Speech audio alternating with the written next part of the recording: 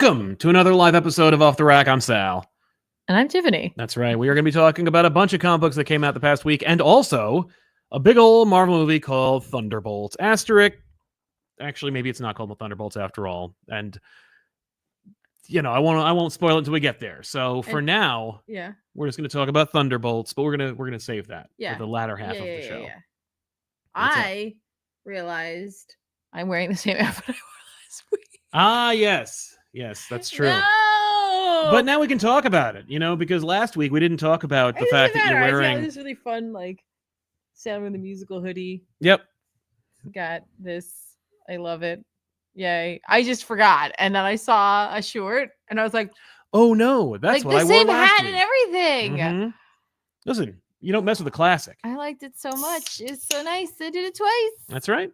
That's how it works, baby. Why? I like this. I don't know.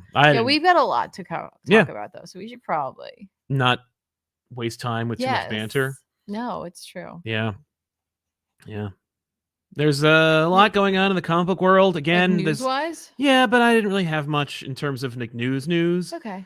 There was a little bit about Diamond, and when I talked about Diamond last time, it turns out that the company that had planned on purchasing Diamond backed out / didn't, and so maybe the company that wanted Diamond and was second in line to get it who knows. I don't want to talk about Diamond. Okay. It's an ongoing quagmire of a company that is just effed in the A, and there's nothing they can do about it. But good luck to them. I hope it works out for everybody involved. But yeah, I should mention that this show is sponsored by viewers like you. If you're watching the show live, you can sponsor today's show by using Super Chats. Ask a question or comment, read it here on the show. We'll put it as a section of its own. The way the show is structured is thusly. We talk about the news, then we talk about some comics that came out the past week, then we pick out our book of the week, and then we read your Super Chats, and then we recommend comics that are coming out this week that we think you should check out. And that's how you get a high five from ComicPop. That's right.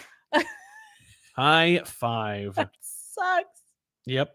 That's okay. You're doing great. Suck. No, you don't suck. You're great. Clip that for later. Yes, that is definitely going to be clipped for later. It's funny. We had a little bit of a controversy. Not really a controversy. It's just something stupid, and it's just an annoying standard that ComicPop is held to that no one else is. Let's go. I made the grave mistake. What'd you do? Of using auto-generated captions. I didn't write them myself. Oh, so it said mole instead of mold? Yeah. I saw in this case, that. no. Whatever. It was the infinite wisdom of the computer. Yeah. Said Craven. Oh, like C-R-A-V-E. C-R-A-V-E. So obviously you don't know what you're talking about. People lost their minds. Well, that's an insulting word. What? He's Craven. Doesn't that mean cowardly? Well, yes, but it's not insulting. I mean, it is if you were. It is if you're a big fan of Craven, who is clearly not afraid of anything. Yes. He fears no beast. He fears no man or beast. That's true.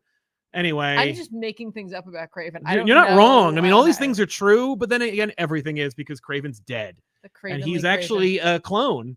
And so anything you want can be Craven. Secret. Yeah, except that in the Craven that we were referring to, that was Predator versus Spider-Man. That's Craven in the Predator Versiverse, and that universe can be that one. Maybe Craven Last Hunt didn't happen.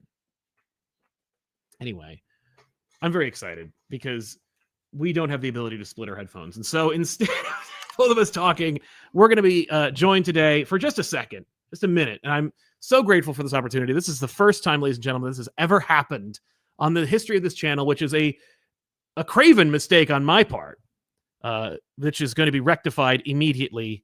Folks, give it up for Mr. Thank you for having me. Holy crap. I'm breaching the wall. I can't believe I crossed over. It's happening. You are now in the ComicPop sphere. We are so thankful and grateful to have you. Everybody, Jeffrey Thorne here, writer of the most recently completed X-Force series. Man, this is just like coming home, man. It's so great to have you here on the show finally. And this is the first time you and I have actually interacted with our voices. Yeah, I wanted to come to the con you guys went to, and I didn't make it down. I would have absolutely taken you to dinner and absolutely will at some point. Definitely. We are definitely going to do that at some point. Whichever convention we can make that happen in, I would be ComicPop, woo! Right. That's right. Thank you, sir.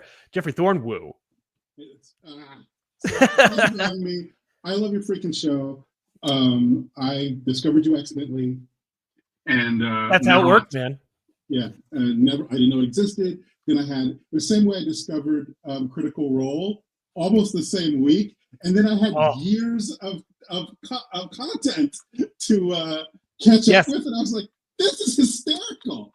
Like, but I think the vibe for me is that, like, I don't go to comic book shops anymore. And there was a period of time when I would go, and we were the Wednesday night club, and there were about 10 of us, and ranging in ages from young 20s to 40s. And we would just like, who can Thor beat the Hulk? You know, which team of Avengers versus which Justice League team? Not only who would win, but which would be the better fight? Like, which would be a real fight? Yeah, like these kind of things. And for various reasons, partly aging, I just don't do that anymore. And to see you guys, the four of you on the couch, and this sort of rampant East Coast sarcasm that I miss when you and Tiffany are deconstructing something. It is just a delight. I love it. It's so humbling to hear that from you, sir. Thank you so much. And you've been such a booster of ours for what feels like years. I think it's definitely been years, because at least a couple of years now. Yeah. Well, we found out that you had been watching us because of an episode of Letters Page, a show that woefully hasn't been returned to in a while. And that's all on me, folks. I've screwed up. What happened was, the most recent episode that we shot, I lost the footage, and I felt so bad about like how the good people that sent us something, like our good friends over on in Sweden, I want to say, send us a Christmas package every year, and we lost the footage for that, and I feel horrible about it, and I have no way to tell Lizette I'm sorry. So I was just like, well, I'll just never do another episode of that show again, which is not the way to do things. But yeah, you sent us a letter. You sent us an autographed copy of Green Lanterns, and also a hand-drawn doodle of John Stewart. It's on the wall. It's in the library. We keep that letter enshrined. Awesome. The book is not. The book is in our autograph box. Listen, I appreciate that you guys steered clear of the controversy surrounding that book. Like, we tried. Yeah. Well, it was easy. I mean, like, it looked like a fun, genuine, joyful book. I have the trade as per your recommendation. I did pick up the trade, and I will admit I have not finished it, and not because I hate it or anything. It's literally just because I read the first issue or two when it launched, and then I was just like, something had to give, and I waited. When you get to it. I will read the whole thing cover to cover. When I do, I want to read it all, as opposed to. Yeah, and it works best in a book form. It works best in that way. That was the first time I never pitch these giant things. I always pitch a miniseries. I literally have never pitched an ongoing book ever. Right. And then this sort of evolved into that thing. And the way I approached it was basically like I was writing a sci-fi novel, which in retrospect, maybe too much. Right. Maybe too much of too heavy in some ways. But what the hell? You gotta go for broke. You gotta try it all, right? I mean, and with Green Lantern, you miss 100% of the shots you don't take. You got to swing for the fences. I mean, Scott always talks about how he's like, well, I take every swing. Could I write a little story about Mr. Freeze? Sure, but what I really need to do is take the biggest swings possible. It's like, you know what, everybody, you gotta try it. You got to try it, and and its level of difficulty versus ability to execute. And does the audience give a crap? Right. I mean, you can't. I think 100% of writers, whether we're all aligned in one way or another, will agree we can't control what the audience is going to dig or not dig, and you can't worry about it. You just got to trudge along. And I would tell the younger writers, head down, keep writing. By the way, Terminator killed. Oh, thank you. I'm glad you dug it, man. Thank you so much. I appreciate you even deigning to pick up one issue, let alone 5. I love this. I love that you. I love the way that it's a Middle Eastern setting. The overall tone was just. I honestly felt that the way it was displayed hampered it. It's best to just read it straight through. Right. But I've been a victim of that as well, and it is what it is. So now that it's complete, everybody should just go just read it because it works. It's great. Thank you, man. Thank you. Thank you. Good dialogue, crispy story, just very good work. I appreciate it. Yeah, I tried really hard to like keep it. I didn't want to be one of those like new writers who just filled the page with dialogue, especially because I was like, I don't know how many passes I'm going to get on this, so I just wanted to kind of keep it, just let the art. Especially once I was teamed up with Colin, I was like, you know what, just let him draw. Good work. It's good work. It's good work all around. Are you going to stick with it? Are you in the arena for good? Are you going to stay? I mean, I would love to stay. It's not up to me. Well, that's true, but I mean, in part, it's up to me. Like it's my job to lose, and but I did have that. The job was only that small window, right? Where it leads. But theoretically, at Dynamite, they have IPs that they have some control over, and you have an open door now.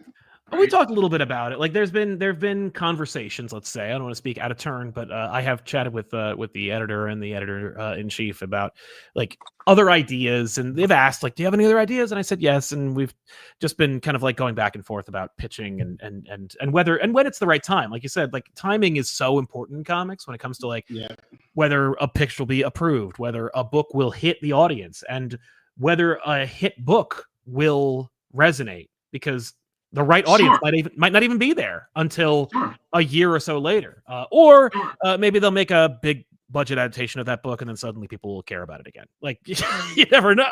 Yeah, or a character will blow up, and then all of a sudden you're like, "Holy crap! This is their first appearance, and they lasted a year in Spider-Man." But I was reading Spider-Man. Now I gotta go. That's partly the fun too. Like that is part of the fun. So, I mean, speaking of Spider-Man, poor Spider-Man. Oh, I know. Yeah, he's heart goes out to you.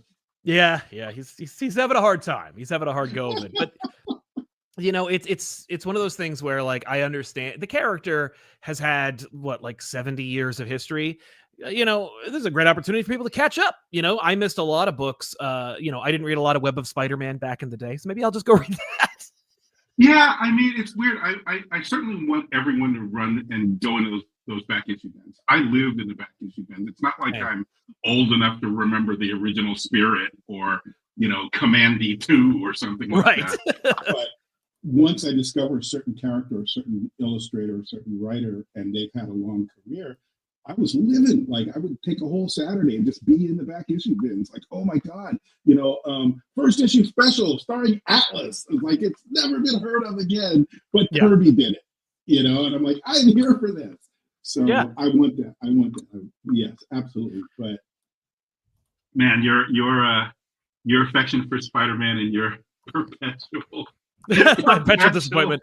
Yeah. Disgruntled disappointment is just delightful. Thank you, sir. I appreciate it, man.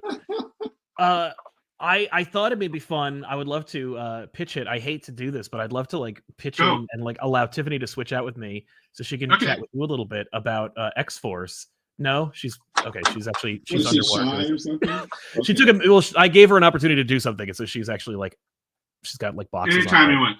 Look, we'll have her next time. I'm so happy. Yeah. But so congratulations on X-Force being so critically well received and getting to this point where you kind of kept the torch burning a little bit for Krakoa. Well, here's the horrible thing, and I feel like we, from the ashes overall, I think no matter who was doing it, no matter what was done with it, suffers from Age of Ultron syndrome, right? Oh, like if Age of Ultron had come out instead of the Avengers, if the big villain of Avengers had been the Age of Ultron story, then everyone reacted to that the way they reacted to Avengers 1. But because Avengers 1 was like, holy crap, look what's happening, the number 2 was never going to hit that. No matter what they did, it could have been the greatest thing ever. I feel like this is a period of time after a very significant, huge swing for the fences. It had its ups and downs. There's certainly aspects of the Krakoa era that I absolutely like. What are you guys doing? And then there's other aspects I was like, holy crap, where have you been all my life? Right. And that's every era, but this one was a clean 5 years of just like, and then to go away from that, I think it hampers whoever comes next. My particular story was not even meant to be X-Force. That was the editorial coming and saying, hey, you know that little Forge book you want to do? I was like, yeah, I'm trying to come up with a title for it because I couldn't come up with a title. Of course, now I have the title. Now I think of the title. But they're like, could it be X-Force? And I was like, I mean, not in its exact form, but sure. It's got a Mission Impossible kind of thing going on. My original pitch was Journey into Mystery, but that's not an X title. So and I don't know how that works. I could imagine someone being like, well, technically Journey into Mystery is a Thor type book, and so the Thor editor would have to approve that. Like, it's not the same family of books. Yeah, it's a little bit like that, I think. And also, it's not a sexy title. And if you got an X book, it's either the name of the character or some sort of pun on the letter X. Right. Yeah. So, that's true. Yeah. If it was, you said you had a title. Are you hanging on to that for a future idea? Well, all right. Here's the deal. I'll break this with you because I love you guys. I have a couple of pitches in. Great. Based on some of the characters. I have a Colossus pitch in, which I did not know I loved Peter until this whole tank nonsense. Okay. I have a Sage pitch. I have a Betsy Braddock pitch. The Betsy Braddock pitch is essentially what I would have done for the second arc for X-Force, but it's a pivot because it would be a different set of characters except Betsy. So the events are same, but the plot's different, I guess, would be the same. I hear you. So, I mean, Mutant X would be the book, right? It didn't occur to me until well after the fact, but Forge and Sage sort of wandering around having planetary style adventures. And then you would bring in random characters, mostly mutants because the office prefers that. Sure. But different kind of characters. And it would have been, the initial pitch was Hellblazer meets Planetary. Oh. And that would have been my nice little, right? Like, who doesn't want that? But, but I feel like Marvel, maybe you'll agree, maybe you won't. I feel like essentially Marvel Universe for comic book superhero comics is essentially a science fiction universe with some magical elements. Yeah. And I feel like the DC universe is essentially a fantasy universe with some sci-fi elements in it. Oh. And so you can't really do John Constantine in Marvel because it doesn't have a rich enough magical underpinning. Like, they still don't really do it. Like, Doctor Strange doesn't really ever get a full foothold whenever they try to run it. I mean, there have been some great things, but it doesn't really stick. So Forge, I was trying to set up to be the Marvel Universe's version of John Constantine. That sort of bastardy. He's a good guy, but some of his team may die, and he won't care. Interesting. Okay. I get that. That's very. I like that. I can imagine Tivity being excited to hear that. That's funny. Well, almost half of the books I pitch any of these people are always like, "This is a Vertigo pitch." And I'm not kidding. And they're like, "Oh, that sounds great." And then by the time the audience sees it, it's like, so not that. Right.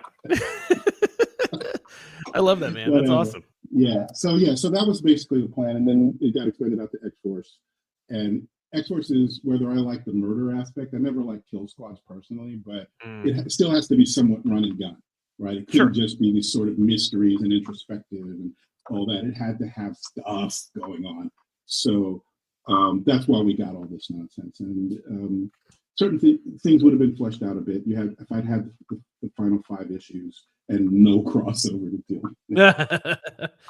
Yeah. I won't even go there. I don't want to put anyone in any hot water. But yeah, the crossover thing, people forget. Even Beta Ray Bill was I think the first issue was a King in Black crossover. Holy crap, you're right. That is true. So it's like, that is true.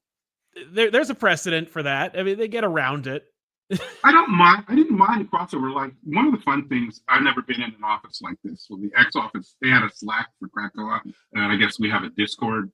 Same basic principle. Yeah, same thing. And we we were all up in each other's biz, man. Like, I got it. I knew what was coming. We knew the X-Men was coming.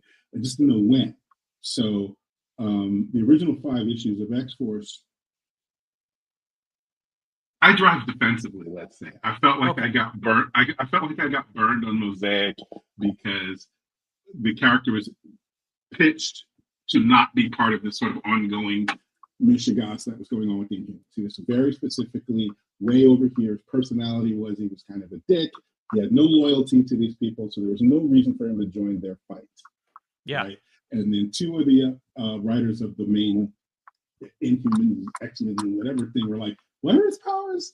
Right. We're going to use him. And I'm like, he wouldn't say yes to this. He would tell them to go screw themselves. He does not care about this. Too bad, we're using him. And so they did stuff with the character that his powers actually did not do. So people who are reading the book were like, since when can he do this? And I'm like, what are y'all talking about? And then I go read it. And I'm like, oh, holy crap. No, he can't do any of that. So that derailed the book because I had to then write at least 1 issue explaining no prize style why that was okay, why that wasn't a mistake, and it just derailed the book, whatever. So now I write defensively. I'm like, okay, my guys are going to be way over here. We're going to be underground fighting deviants. I don't know what you all are doing. Right. You can have your whole Sentinels and your whole Magneto. We're going to be down here fighting deviants for 6 months while all of that is happening. Yeah. Right? Yeah. There'll be no opportunity for them to bleed over. So it can really be your own world. Keep dreaming, Jeff. That's not how it works. Uh-huh. So, right. Yes. They're like, you're going to cross over. So just buckle up, son. Right. Luckily, the team had split where we had this ongoing fight and Sage was off by herself. Technically, she had quit. So she could be the focus of a book she was going to be the focus of anyway. Right. I just sort of deviated in order for the X-Men. But yeah, over those 5 issues, you would have got a lot more. We got the Colossus reveal later. We would have had Surge would have been what do you call it? Sightings in a way, but it would basically be the way we would have shown it to the audience was it would have been people in grief about her. Did they hallucinate seeing her, or was she trying to come back in some way? We were going to do something with the NYX guys because a lot of them were from the X-Men Academy. A lot of those characters were in Sage's class. Right. Right. So we were going to do all that, and then she would ultimately come back similarly to the way she did in the last issue, but with more build-up. Sure. And we were going to introduce a character called Gladius, who was the right hand. He was the Darth Vader of Moses Magnum. La Diabla was like the number 3, possibly girlfriend of Moses Magnum. Gladius was like, go kill those people, and Gladius would come and murder the hell out of them. Gotcha. And we just didn't have space for it. There's no way to explain Gladius, but that's where the Colossus reveal is going to come from. Oh, cool. Gladius's ability was essentially to mimic the mutant powers that were near him. Mm-hmm. And at some point he starts mimicking a person who's not present. Yes. And they're like, how is this happening? Right. So that didn't happen. Moses Magnum pulled out of mothballs because why not? Oh, sure. That's the fun of it. I mean, I imagine that's the fun of like playing in the Marvel universe or the DC universe for that matter, but big 2 universes is being like, let's dust off a character that no one's seen in a long time and give them a new life. Yeah. And like the thing I try to get at least a little bit, the one carryover from the miniseries, the original pitch was Marvel Comics didn't start with Fantastic Four 1 or Amazing Fantasy. It was already Marvel Comics. They just changed what they were making. So prior to that, it was monster, romance, and Western comics. And I was like, so what happened to all that? Right? What about those people that ripped up, Chicago, or that volcano that turned its alien invasion? Did that not happen anymore, or did it happen? Right. Yeah, that's a good question. And it's like I no one's thought about that because everyone was so focused and deep, and delighted by the fantastical superhero stuff. But it's like, sure. That's a universe. I never thought about the universe actually having existed. I know that Marvel existed, but I didn't imagine the universe existed as it was before all that. But it doesn't fit. It doesn't truly fit. But what I feel like from a writing point of view is there's a lot of stuff there to be lifted out if you want. Like Sure. a lot of it doesn't. Like you can't have the Skrulls and these other guys. You can't Yeah. have, you know, even this guy, the Rampage, is basically, it was like this Stan and Jack thinking about one day making the Hulk. His Right. origin is almost identical, right? So, but it was just fun. And Making La Diabla, she's not Diablo's kid or anything, but I had a whole backstory for her where basically she found Diablo's notebooks and like it just blew her mind, and now she's the sequel. But Okay. right. And so just characters like that. And it makes it more rich. The locations we went to, just weird references. The X Sentinels only appeared in 2 issues back in like 1977 or something. Oh, cool. Right. You know, and it's just a reminder that there's a lot more going on here. And I miss the editor's notes. Right. Go look at this issue of such and such because it's an awesome book. Right. So like that. It was just that kind of book. That's all it was meant to be. Just fun.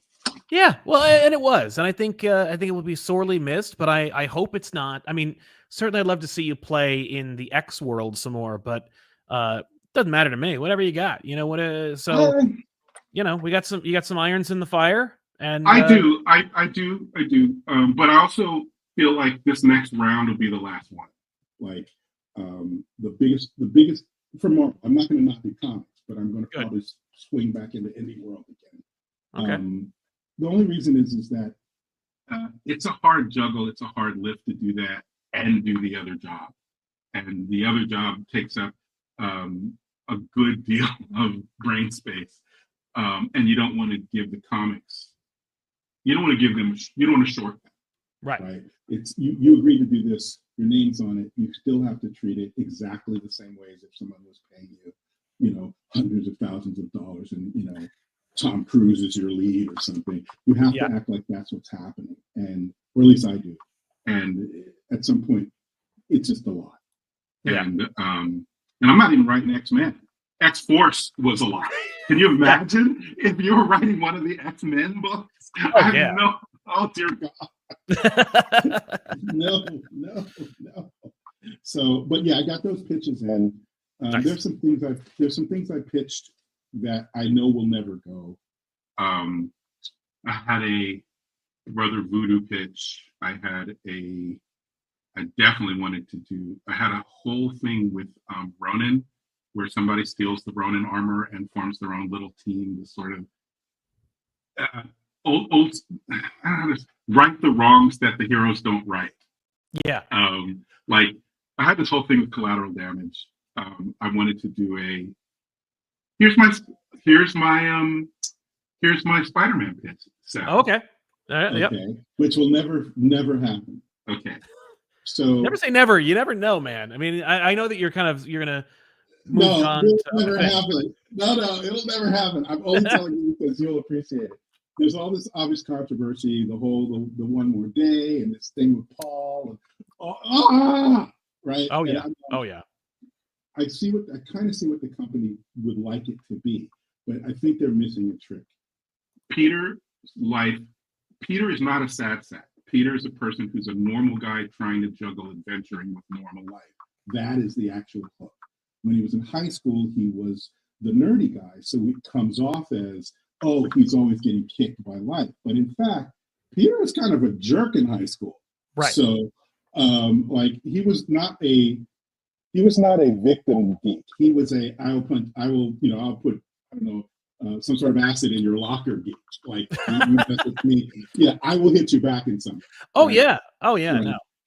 So by the time he gets to college, the natural evolution was, he grew into himself. He's rooming with Harry. All this stuff's going on. He's got multiple potential love interests. He's going to class and still trying to juggle. So it's really the juggling part that is what grounds him. It's not that he loses all the time. I don't know where that came from. And I think him getting married to MJ was a huge event, and it seemed natural and it worked. And I think all of us were very much in favor of it. I'm also in confusion of why that needed to go away. I also loved Mayday in the M2 universe. I loved all of that. Yeah. Okay. So take that as the premise. And my feelings, the canon is the canon. It doesn't matter whether I like it or not. Once it's real, it's real. Right. So They also screwed up my favorite character, the Prowler. So they gave him this company, so Fairgrave. And I thought, okay, so he's running this company, and they'd asked me to come in and do something with the Prowler, or with the character. He's not the Prowler anymore. So I did. And basically what I said was, and this goes to what I was talking about with collateral damage. So we have damage control, and they show up and they fix the buildings and they take away the, the alien crap. Yeah, like all the runoff. If Spider-Man destroys Shocker's vibro gauntlets, damage control has a locker for them. Yeah. Exactly that. But they never have ever done a story about the follow-up of the victims. No one has ever done a story about, when the Goblin Queen takes over Manhattan and magically is transforming a bookshop into a demon's mouth or something, and then it's all over. Well, what happened to those folks? Yeah. Like, so Hobie, the Prowler, his company basically uses the crowdfunding front face to go, wait a minute, why are you crowdfunding? You're crowdfunding because the Skrulls took over your town, and everything's screwed, or the Great Gargoyle turned everyone in your college, or half the people in your little college, to stone, and no one did anything about it, right? And I know, because of all my connections in the superhero world, I might know somebody, sure, who can fix this. Yes. Right? So that's Hobie. His best friend, or one of his best friends, is Peter Parker, whose personal life he's been getting the crap kicked out of it. Right? He can't hold down a girlfriend. He can't get anything straight. So I picture Hobie and his wife Mindy being that married couple that's like, what are we going to do about Pete? So right. They're like the well-meaning, sometimes irritating, but they love you couple. And they know his secret identity. So they come to Peter, and the way it would be told is while he's fighting one of his classic villains, and it's just a really bad fight, you're intercutting with sort of a dinner. They take him to dinner, or he comes to their house for dinner, and they're like, this is an intervention. Here's what I got for you, Pete. You've been rambling around, you've been doing all this stuff, you were up, you were down, you had your own company, and now you're back on the street again, and you just seem so aimless, buddy. You just seem so aimless. So here's what I'm going to do for you. You're going to come and work for Fairgrave. And what you're going to do at Fairgrave is you're going to be our on-the-spot photographer. Mm-hmm. And because of your biochemistry background, occasionally we'll ask you to do analysis. But because I know you're Spider-Man, you never have to worry about missing work. Right. Right? All you have to do is be missing. And I'll go, oh, shit, Peter, is he in trouble? Does Spider-Man stuff. Help? Right. You got Spider-Man stuff to do, cover.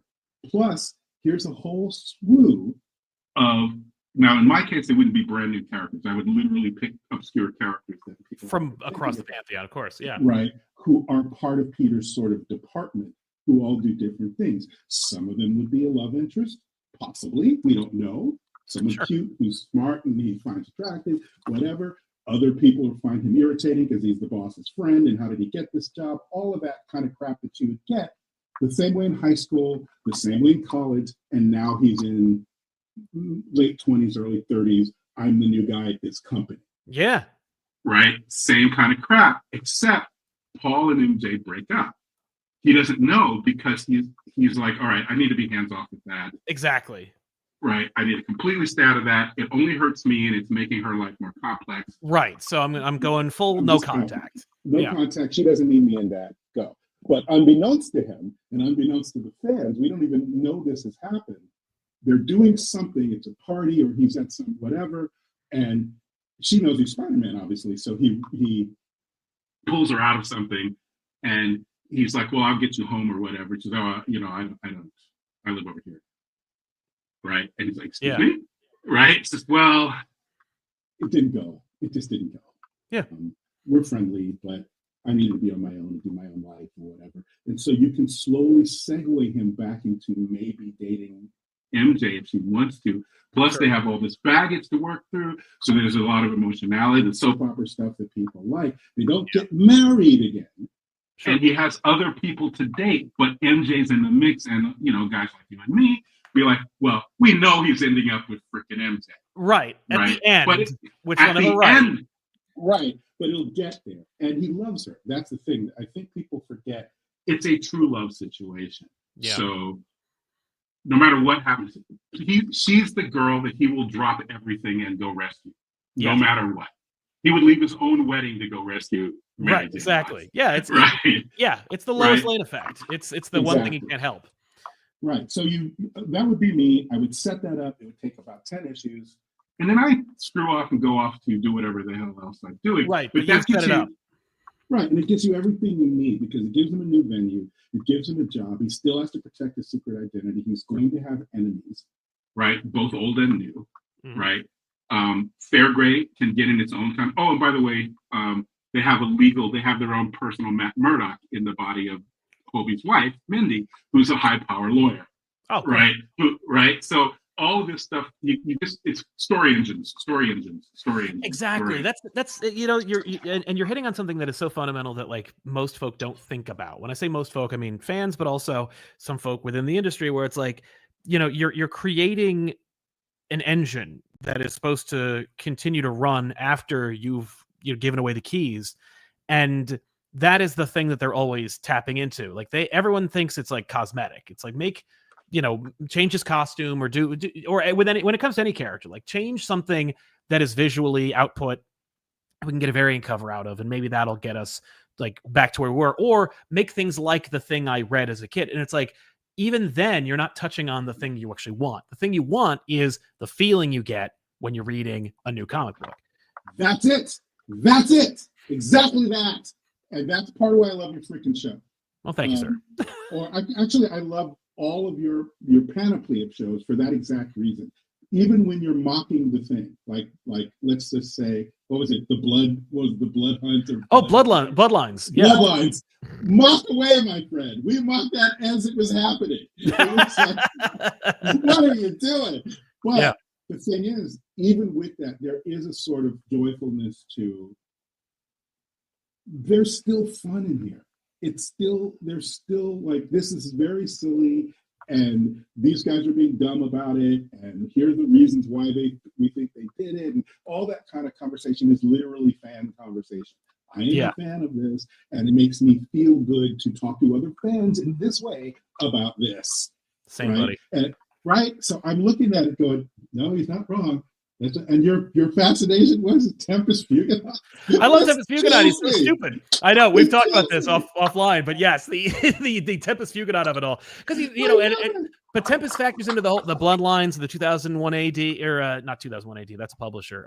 Armageddon 2001. I always get those two. Right. But this thing where it's like, you did that. You can't undo it. Like, don't pretend like it didn't happen. And I love the fun of it, where it's like, if anyone was to go back and go like, oh, I'm going to pick up a relatively obscure period of DC's history, and they're going to see a lot of this very complicated looking character, and he seems like he's really important. And then let's say that you find it intriguing, and you say go into the Dark Multiverse, and you read all the stories about how he's collecting a Justice League, and you're like, did he ever get to do that?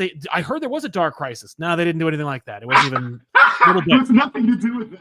Nothing to do with that. It's a completely different thing. And they're like, oh, that's too bad. Like, is it? Was it too bad? Can we just not let this die? Yeah, like bring it back, do something with it. But it's like, that's the fun of comics, is that like eventually all roads lead to Rome. We can get back to that. We can always finish that story. It might not be what they originally. Some 11-year-old. Let's hope they're 11-year-olds still reading these comics. Please God, let there be 11-year-olds reading these comics is going to discover that and go, oh, well, this is how he should have worked. And then in 20 years, we're going to be old men. I may be dead. You'll be an old man, and or almost an old man. And you'll be like, what the hell? Tempest Fugonaut magazine? Yeah, I'll be like, DC Comics? What the hell? Oh, yeah. No, someone in charge. And then it's good. Right? That'd be great. Someone will, right? That's what you want. You want these little, like the Winter Soldier is a perfect example of that phenomenon. Bucky was one of the two characters, and the Waynes, right? Who must stay dead no matter what. Yep. Right? Really? Right? Unless you have a really good story. And even then, like, I think that caveat has only really existed over the last 25 years, or maybe 35, or maybe 30 if we're being very generous. But like this caveat of like, unless it's a great story. Because I've heard interesting stories, or conjecture. I remember when I was getting back into comics, and I was reading when Joe Quesada took over editorial at Marvel, and Wolverine Origin was coming out, or at least being developed. I know a lot of people have a real problem with that, and I understand the story that was put out, the story of like the movie, or the movie's going to do it. We need to do it first. So we need to make it Right. comic centric, and we're going to get these people. And like, look, you put a Cubit on the book, it's going to be great looking. It's, you know, no denial. But Facts. when it comes to that thing, there's this kind of purity of spirit that I really admired, and I always kind of gave props to Joey Q for, which was this idea of like, no, like, we are Marvel Comics. The movie is going to do their own thing, but like, if they're going to, they're never going to come up with something. Like, it always has to be coming from us. I heard that was not as pure or as true as original. Like many myths, it has a kernel of truth that eventually that eventually became this kind of like mythic story. Oh my God, there's such a TED talk about all this that has nothing to do with the creative side and only to do with how with the business. is structured. But they should, I think the corner that DC Comics has turned with its absolute and all-in initiative thing that they're doing is they finally realize just have freaking fun making these comics. Right. Like, just make some freaking comic books. It's not rocket science. Exactly. You know, it doesn't have to be this giant crazy thing. How about just Wonder Woman fighting some monsters? Can we do that? Yeah, You yeah, know? it's true. It's true. It doesn't have to be like alchemy or even, you know, geometry. We just need to like have fun and it's kind of like have a why not attitude of the whole thing. Yeah, you know, yeah. And I think convince the me Marvel, or not, you know. I think the divisions of Marvel. Well, this is just me, just my opinion, is not insider information, folks. Do not run to your local whoever and say, Jeff Thorne broke the news. There's no news. Okay. Yes. But the way these companies are structured, the movie guys, the TV and movie guys, they would think of it would be a tail wagging the dog situation if the pure creativity was centered in the comics. Right. There's nobody making a movie that's going to go, well, you know, Peter David wrote in Hulk 187 that the Professor Hulk thinks this way about, you know, but we want to do this with the current Hulk that we're doing in the movies, so we're going to be doing that. And I don't know who Peter David is anymore. Exactly. So, right. And I'm like, you're almost there. You're almost there. What you should do is completely ignore the comics unless someone gets them out of the park. Right. Right. Let them just cook. Because everything you're doing now is based on other people being able to just cook. Right. Right. The era that they seem fixated on is what, mid 70s to mid 80s. That's where everything's sort of being lifted out of. Right. Is a period of time where eyes were not on, like the vast majority of eyes were not on comics. Right. We were all geeks in our little hobby and leave us alone. We're fine. And that's where all these great stories came from. That's where all of these great stories came from, because those people with no money, no spotlight, all they had was let's make some kick-ass stories. Exactly. And you don't have that now. Everyone's very precious. It's very, very tight. I cannot tell you the number of things that were said no. It's not throwing anybody under the bus. It isn't editorial's fault. It isn't even senior editorial's fault. There's just so many avenues that are completely shut off. And there's kind of no way around it, because maybe we're going to do something in the movies. Maybe we've got a TV show in development. Yeah. You know, what are you going to do with that character? Because we got this whole second thing going on in the new Deadpool movie that we can't even tell you what it is. But now, Yeah. You know, it's gotten a lot. I mean, it used to be very much the Wild West when it comes to just make something for making its sake. I imagine, and I don't know this to be true, but I imagine over at DC, because Gunn likes it and wants to play in it, that you'll see a little bit more freedom. You see a little bit more like, just go ahead, you know, don't kill the following characters, or, you know, like that. That's kind of it. Exactly, you know? That. Or don't make them into a don't ruin the morality of the following characters. Well, here's something backstagey.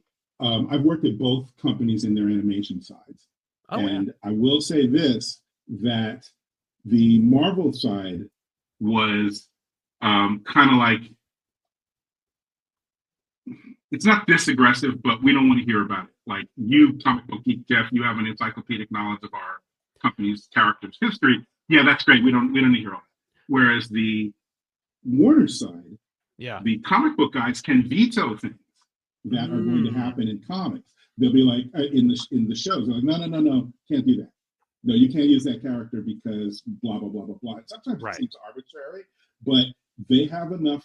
They have a veto power that the Marvel guys do not. They do not have that relationship. And Interesting. it's fascinating from the point of view of a person who's doing what I think of the ancillary material. The movies and the TV shows are not the material. The comics are the material. Yeah. But so just that difference, you can see the difference in the output. Marvel thinks of itself, I think, just temperamentally as a kind of imperial. Like, you know, we're going to do what we're going to do. The White Tower, we are the White Tower. Kevin Feige is Sauron. Well, maybe not Sauron. Let's say Gandalf the White.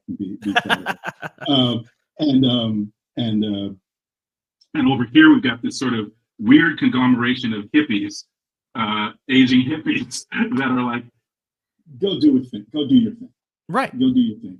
You know, and the Warner's filming, the way Warner's as a film company traditionally had worked, also was less top down, which is why you have such a discrepancy between Tim Burton's Batman and Superman. The earlier, like, they don't exist in the same universes at all. Right. So it's, I don't know that Marvel's ever going to change this, but that would fix it. Just Yeah. let them cook. Don't pay Yeah, attention. I agree. I'm with you, man. I hear you. Mhm. I know you have I have a heart out in 7 minutes. Yes. I am going to, if you don't mind, I'm going to wrap things up just so we can Let's get go. back to the show. But I thank you so much for being here. It is such a pleasure, such an honor to have you, sir, and to finally get a chance to face to face. This is such a Listen, such a I love delight. you guys. I love you guys, Ethan and Ben. I love them. I love all of you guys. You keep doing what you're doing. Thank you, sir. I'm honored to be here. It's our pleasure. It's our pleasure, man. Awesome. Have a good one. We'll see you in the funny books. Thanks, man. Peace. Take care. Take care. Thank you. And there you have it, everybody. A little visit from Jeffrey Thorne, you know, longtime audience member and also consummate comic book creator. I'm gonna ditch my my headphones here, and yeah, let's do it up. Hi, Tivy. Welcome to the show. Hello. Wah. I'm in total control. Yeah, I am not used to doing this show with headphones. I was like, I took them off. I'm like, what am I doing? Taking the headphones off. Taking the headphones off. I know. Taking the headphones off. The headphones are off, baby. Taking your headphones off. Thanks everybody for indulging us and allowing us to do that little interlude. That's what it is, an interlude. This is what you guys miss when you're not live. It's just, this is what I do. Yeah, there's little ditties. Ta-da! Are we talking about books this think week? we should or talk no? about comics at least a little Should bit. We need to talk we? about at least 2 books. Okay. But before we do, I have to go to the bathroom, so I'm gonna leave. Yo! But I'm gonna let you vamp. And by Oh. vamp, I mean I'm gonna let you talk about a book. Oh, how kind of you. Yeah. Oh man. All right, I got one. Yeah, you got one? Yeah. Which one? I'm gonna do a question because Okay. I'll do that. Oh yeah. Yeah, why not? Yeah, why not? Why Oh my not? god, whenever you're away, it's like I don't know how to talk because I talk by myself. All right, bye. You'll be fine. Bye. Bye. Rant about Jeff. Yeah.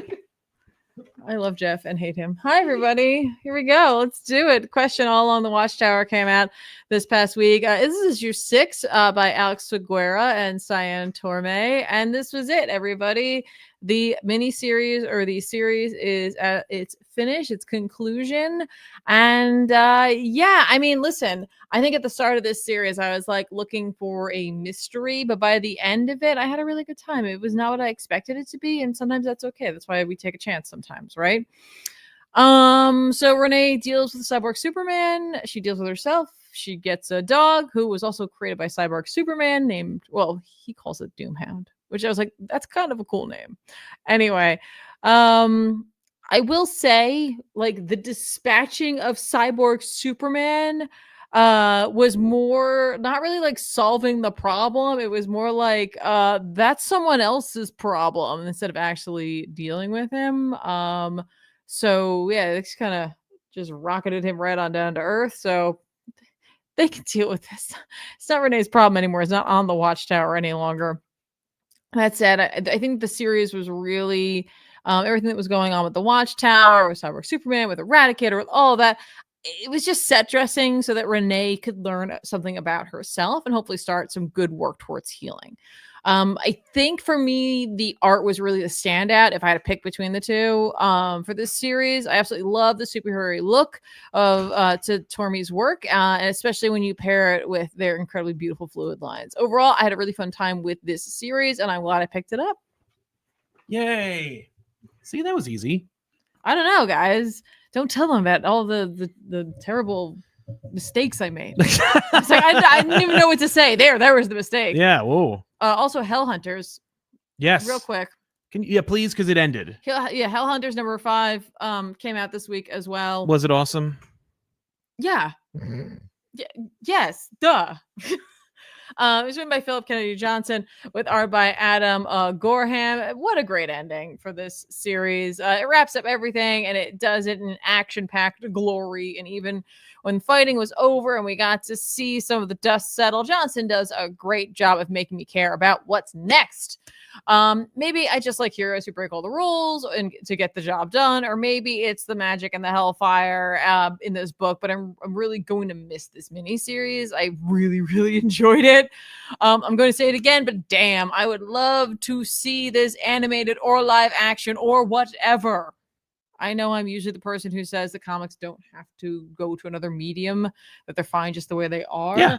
But this one would do really well in that You are not in small company to be in the camp of folk who want to see their comic books move and become a movie or cartoon. Like, people have been talking about making a movie. I mean, the Superman serials sure are proof positive that people were like, oh, make a thing, make another thing. Sure. Like, it's Hellhunters is one of those things where it's like, that would be it's just made for it. It's just made for it. Yeah, I'm really glad that this book had a ghostwriter that was named Sal. That's really cool. And that it blipped on my radar because that's what happened, right? Like, yeah. This had been a follow-up to something Johnson had already introduced into the Marvel Universe. And that was totally not on my radar. But this series was like, blip, Sal. Oh, well, I have to read this. Yeah, a ghostwriter named after me. Yeah, I mean, not really. Phil Kennedy Johnson and I've met twice, but like, it has nothing to do with that. I understand that. But it's a great book. It's a 10 out of 10 for me. And it should be on the reading list of anybody who loves Marvel, supernatural stuff, or World War II supernatural stories. Just like, obviously, it's only 5 issues. It was so much freaking fun. And I mean, where else do you get to see like a World War II Ghost Rider yelling about how someone should have stayed in Russia? Stayed dead in Russia. It's so just cool. So much fun. There's a moment in which like the term Screaming Eagles comes in. Ooh. And it's spectacular. It's just so good. God, that's awesome. Just so much fun. So much fun. I think people read this. I don't think a lot of people are talking about it. I'm hoping once it goes into trade, people will find it because I think it's going to be one of those books that is a series that I will often gravitate towards and be like, hey, what is this? And yes. You're like, I don't know what that is. I don't remember that coming out at all. I'm afraid that's what this is going to be, but sometimes those are some of the most fun and engaging things you can find out there. So if you haven't had a chance, I definitely recommend you pick this up as a trade. I think you'll really enjoy it. I agree. Although I haven't read it, but I do intend to. Yeah. I guess we could talk very briefly. I'll just very briefly say this. I read this Detective Comics annual. It was, I believe, by Al Ewing. It is written by Al Ewing with art by John McCrae, Stefano Raphael, and Fico Osio. This is just a Batman solves mystery story. There's a murder mystery, and Looks Batman like has to solve it. Going after Frank Castle. Yep. So all I know right, that cover is just a straight up lie.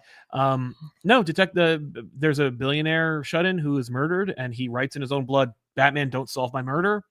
And then Batman does, and he goes to England, and he has tea, and he has a wonderful time, and then he comes back and takes down the bad guy. And it's just like, how do you get Batman to do something for you? Tell him not to do it. Right? Exactly. Don't you dare tell him Batman Challenge what him to do. to not do I'm it. Batman. It's great. It was a great issue. It was just a delight. It's everything you want Fantastic. for Batman. I love that. Before we go into this Godzilla book, I really want to give a quick shout out to Godzilla versus Los Angeles. Oh yes. I read this. Oh my god, I can't believe I missed that. I read all of it. Good. I don't think I realized somehow or whatever that these are a bunch of stories. Right. So this is 4 little stories about LA versus Godzilla. Godzilla coming to LA and what will the people of LA do? Yeah. And so you have 4 different stories. So the creators throughout the book are Gabriel Hardman, Jordan Morris, and Nicole Gao for one book or for one series, one story. Mhm. Dave Baker for another, Jay Gonzo for another. Man, this is a lot of fun. Like this was a lot of fun, and I'm from the East Coast, so it's just the 4 completely different styles and tones.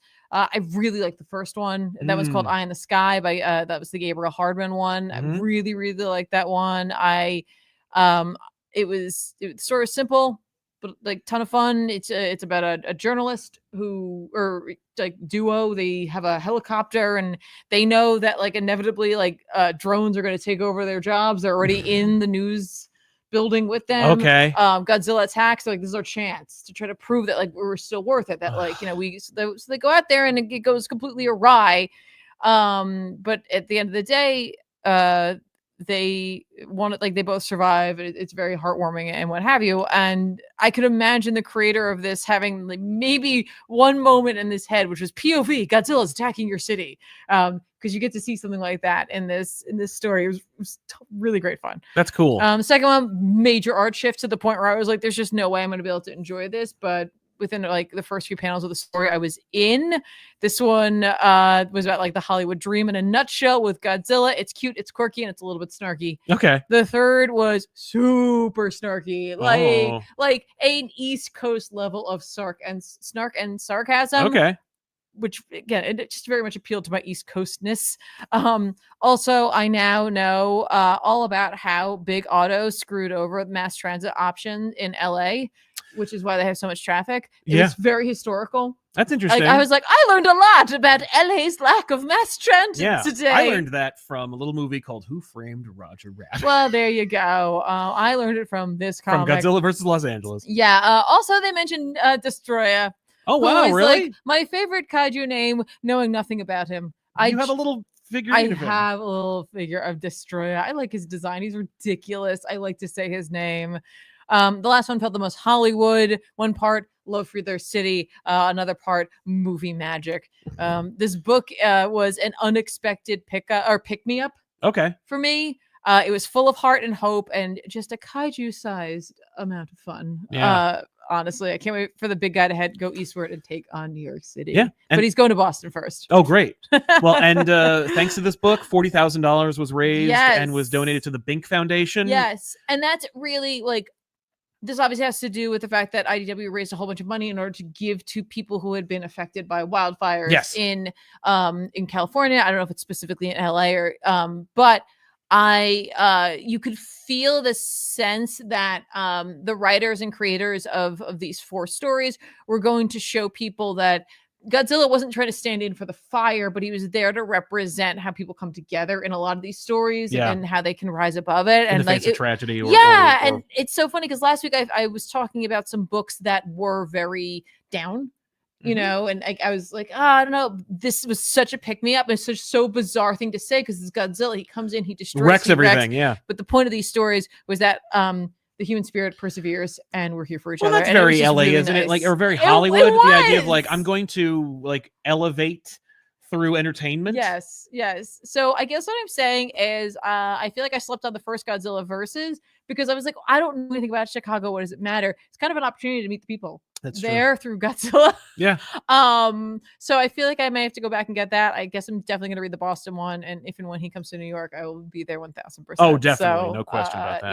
Yeah. If you were kind of like about this series because you're like, I'm not from these places. You don't need to Don't be. be, they're I just mean, fun. why would you watch a movie that's set in another town I that know, you don't but know? like there is something to be said about Godzilla versus, and maybe you're just waiting for it to be in your local area. That's true. I mean, I understand that motivation. Yeah. But, yeah. Speaking of Godzilla versus Spider-Man.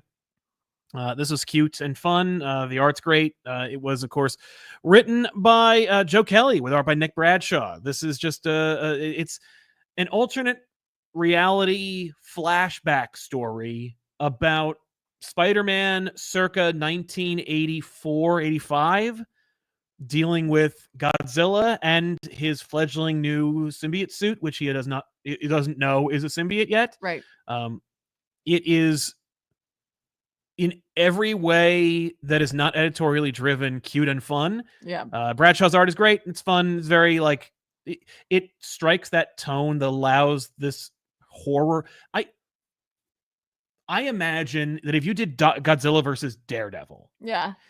you get somebody like Jorge Fornes, and you treat it like a bomb was dropped on Hell's Kitchen. Oh, sure. You know, where Daredevil's like, I will never forget or forgive for this. Right. You know, like that could be what that would be.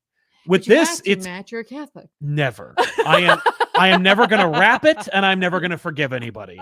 Those are just my crosses to bear. Lol. But this is just because of Bradshaw's art. It is like supposed to be cute and fun and whimsical. And even though he literally destroys Peter's apartment building, and I presume his crotchety his crotchety landlord. This is, you know, it's just supposed to be fun, right? And it is. And you know, even though there's a couple of anachronisms in there, but whatever, who cares? It's fine. Like they tried, but whatever, it's cute. Sure. You know, like they talk about Eddie Brock being a photographer. He's not. Incorrect. He is in the cartoon show. I'm sorry that 90s cartoon show has completely permeated every like corner of the universe to the point where it actually affected Spider-Man 3, the movie, and now people are misremembering that movie is good, and so now it has completely affected the minds and hearts of anybody under the age of 40, and so they think like Spider-Man 3 is a great movie, and even that movie was affected by that cartoon show, so Eddie's a photographer in that too. Anyway, the real problem is that Nick Lowe thinks that he's a writer, and he's not, and he put like a million different editor's notes in there, and I know what he's doing. It almost comes off as funny, and sometimes it is. I know certainly in the old days, editor's notes used to be pervasive throughout, and sometimes, very rarely, the editor's notes would be this kind of fourth wall break, jokey kind of cute thing, this little back and forth with the reader. Yeah. But Lowe can't do it, and it's just annoying. And it was like an abuse of his power. That's what it was. And I think he thought he could get away with it because it was a stupid Godzilla crossover. At least he's not doing it to Ultimate Spider-Man, which is, of course, a phenomenal book. Ultimate Spider-Man number 16 is great, as per usual. Who'd have thought? This is, of course, continuing the trend from our friends Jonathan Hickman and Marco Cicchetto, who are doing God's work, making the best Spider-Man book on the shelves. And also continually reminding you that Peter Parker is a supporting cast member in his own book. This book in particular is not about Peter. It is about, of all characters, Gwen Stacy and Harry. Heck yeah. It's like, but to the point where I just keep forgetting the times in which Spider-Man or Peter are not in the book. It just, well, it's because it's so engaging. It's so engaging. Yeah. It's so engaging. It's so engaging. I typically take notes. I wrote nothing down. There's just nothing. There's just the title and the author and the artist. And I was like, yay! Yeah. I read the book and had fun. Yeah. The book is just, it tells you the alternate side of the Savage Land tragedy, and also what actually happened / what Gwen's been up to and why she's so mysterious of a character. Everybody knew, everybody saw it coming, but whatever, who cares? It's fine. Yeah, but there was more of a twist. It was a deeper twist. It was much like, more interesting. Yeah. But yeah, and I really appreciate that. I really appreciate that, like, Hickman, of course, the architect of this universe, is continuing to add to it, though Spider-Man does feel the least connected to its own universe, despite the fact that Hickman like built it up and created everything. That's fine. It allows this book to be great and to be remembered long after the Ultimate Universe is gone. Yeah, I would say I feel like Momoko's Ultimate X-Men. yeah, That one. feel No, that one's the very- most. I'm sorry. It's so out there. I didn't even think of it. No, Momoko's book is its own book. It's not even in the Ultimate Universe. I mean, it is. it is. It, It like tec- it references officially like is. one or two things. Well, Actually, they- two things reference in. Actually, Right, yeah, they occasionally appear in like an Ultimates flashback or whatever. But like, this book is great. So I guess we can spoil it. I don't want to spoil too much. I really don't want to spoil it. I don't want to, but I want to talk about how great it was and how it worked out. And the chat already did. But like, they set up that like there is a secret society of Mysterios, and they have come upon the secret of the universe, which is that the Maker effed it up, and they needed to fix it or set it right. They're all living lives they shouldn't be. Yes. And I'm like, that's an interesting approach. That is as close as we're gonna get to like to what they to the idea of boots on the ground. What do regular people think about, or how they would respond to the reveal that some interloper multiversal traveler messed with your destiny. I love that. And it's fantastic. The reveal of who Mysterios are, how Gwen takes up her father's mantle, how the Mysterios plan is essentially to just set the universe back. Yeah. Which I'm like, how are you going to do that? They don't. That is very unclear. Yeah. But I think at the very least that they're like, well, you can change the reins of power by being within it as opposed to doing it from the sidelines. I love them being like, maybe we can use Parker and Jameson to like gauge, how much public support there would be on our side. And like, that was really cool. Yes. That was a fun reveal. Yes. Yeah. How it's all the machinations of the Mysterios. Yes. That got certain things rolling. But also, Harry's not dead. Wow. Which I was surprised, honestly, by. I wasn't. I was like, that's fair. I knew it. I understand. But yeah, no, Gwen slipped in and rescued Harry and, slipped in a decoy and then blew Craven's brains out. Oh my God, this Craven guy can't catch a break, man. I think it's funny Is because he with the C?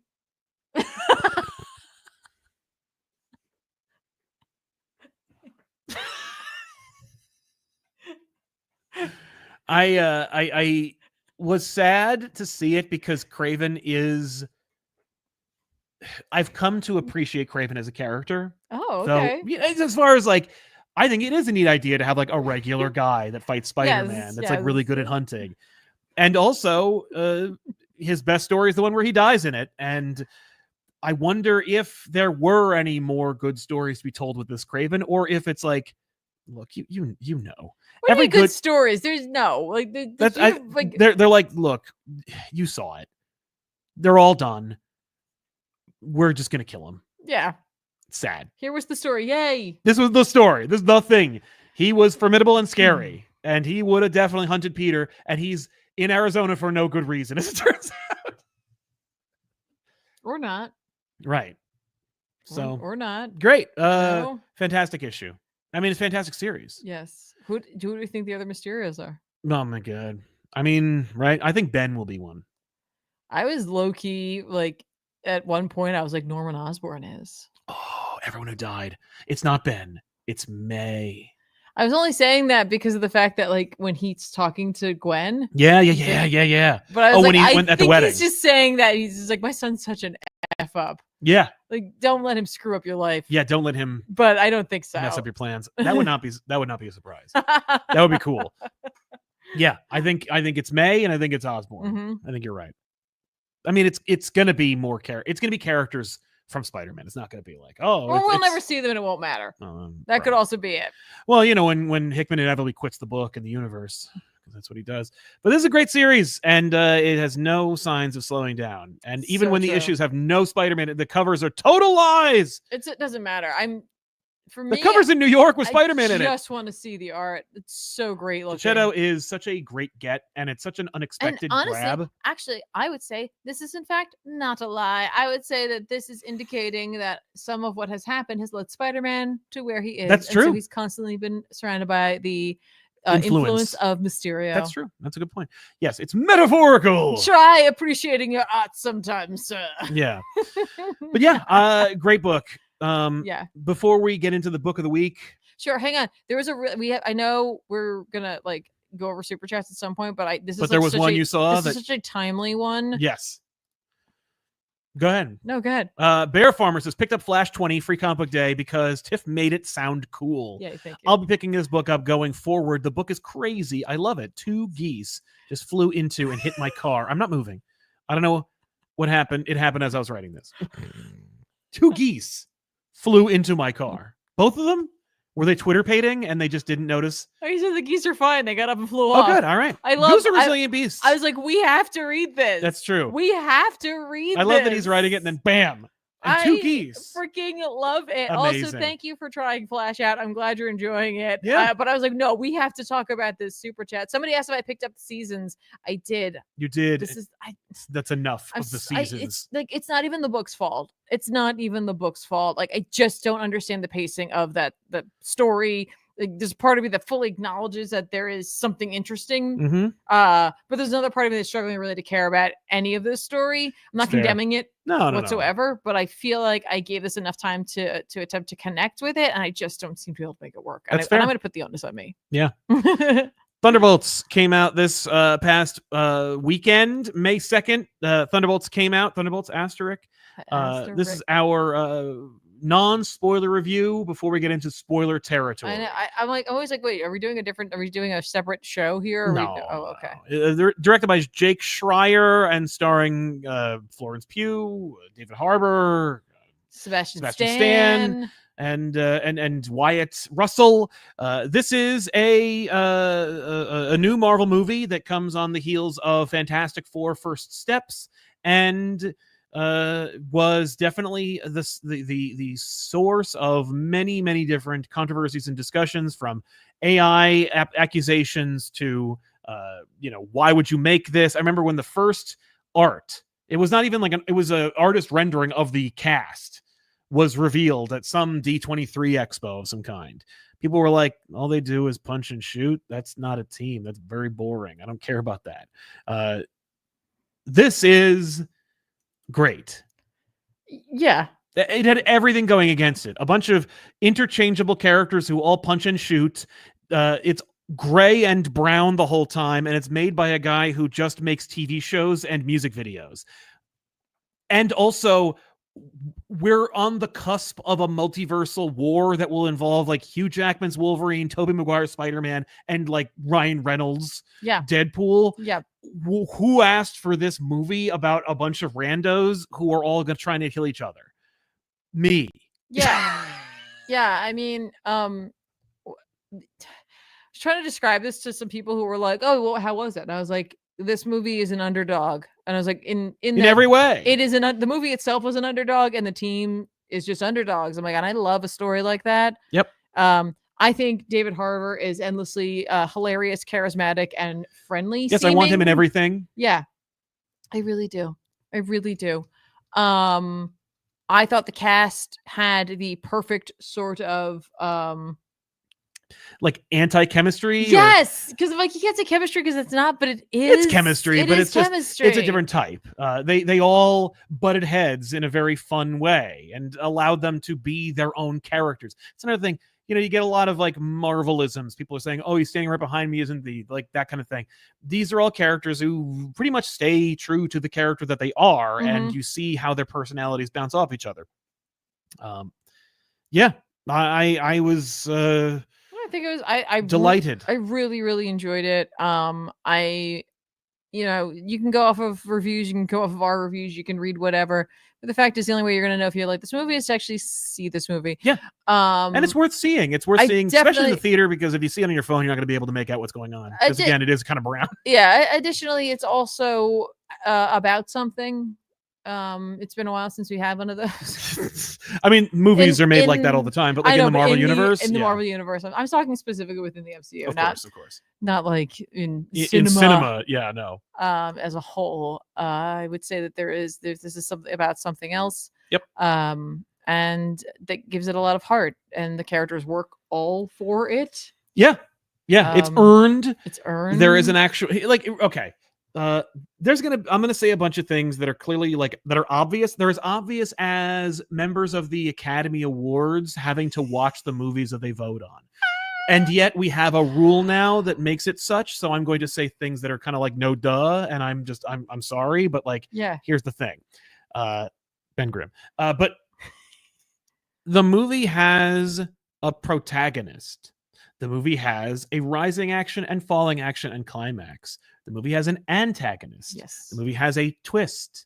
And the movie has all the elements of a real movie. Of a movie. Oh, and this movie starring a bunch of characters who all do the same thing only cost $180 million. Now, I know that is probably double a budget that I would imagine a Thunderbolts movie should cost, but it didn't cost $400 million. Like, an Indiana Jones movie shouldn't cost more than $300 million, and yet it did. So we live in that world, and I appreciate that they didn't use Thunderbolts as a kind of money laundering scheme. The movie made the movie was $180 million. It made $160 million this weekend, which means it'll do well. And how delightful is that this movie can be a little bit of an example for Marvel to go like, see, just do the thing. Like, hold on. Sometimes What's just the do wrong the thing. lesson the studio could take from this, though? Oh, That's the question. Well, it's not Sony. Sony would go, it's well, how do I completely misconstrue what can be learned from this? Now, that being said, there are a couple of things there I was like, the couple moments where I was like, eh, and it's just like, it really was, there was one action sequence where I went, oh man, like it wasn't as well executed as everything else was. Because there's a great moment where like David Harbour rescues a person, and then there's something that happens after that. And I'm like, whoa. And it got the whole audience. Yes. And it was so well shot and so well delivered. And it's funny that like Taskmaster is a character in this movie, because Taskmaster's abilities are the ability to copy something they've seen and then reproduce it. Yeah. And this movie kind of does that a little bit, because like there are sequences, especially towards the end, where like, oh, you're recreating key moments from one of the tentpole Marvel movies, and I don't even know you're doing it until you reveal what you're doing. And that's really cool. Yeah. Like, there are a lot of layers and elements to this movie about like Florence Pugh's character, Yelena Belova, being sad. And so do you have any other non-spoiler thoughts you want to share before we get into spoiler territory? I mean, all right, so if you're about to head out, because we're about to go into spoilers, or even if you think you want to just be spoiled because you're like, I don't know if I want to see it, right? Just trust us and know that we both really enjoyed it, and I think you'll have a better time if you don't allow us to spoil the movie for you. Overall, you'll get something out of it even if we spoil it for you, but I think you'll just enjoy yourself more going into it with knowing as little as possible. Yes, because that's how I went into this movie. Yep. In fact, you may have gone into this movie knowing a little more than you needed to, like because of a comic book fan. And at the very least that like there is a character they did not make any effort to promote outside of Funko Pop reveals accidentally or Marvel Legends figures. Like, okay, so here we go. And you probably know the Sentry is in the movie. Yes, the Sentry is a MacGuffin / antagonist, but not really. Yes. Knowing that the Sentry is in this movie, and knowing that the Sentry is going to be a problem within the same movie, makes you think, oh, what are some key visuals that I can think of that the Sentry is known for? Well, outside of having a beard and being sad in a box somewhere, I don't really remember. Oh wait, I know one. It's in Siege when he rips Ares in half, or in King in Black when the King in Black rips him in half, or any number of other allusions to him being ripped in half. I think when he rips Carnage in half. Or when he rips Carnage in half in his debut or his re-debut in New Avengers. Literally the only thing I think of. And so you should have seen the two of us sitting in the theater, like hitting each other like, this is the moment where is the one someone's going to get ripped in half. Yeah, and there were really two characters that I was worried he was going to rip in half. And there was one character that I was worried he was going to rip in half the entire time up to this movie. But then while watching it, I was like, wow, they really did something with John Walker's character, and I don't want him to die now. But I was definitely thinking, and I think you were definitely on the same page, oh my God, they're going to rip Red Guardian.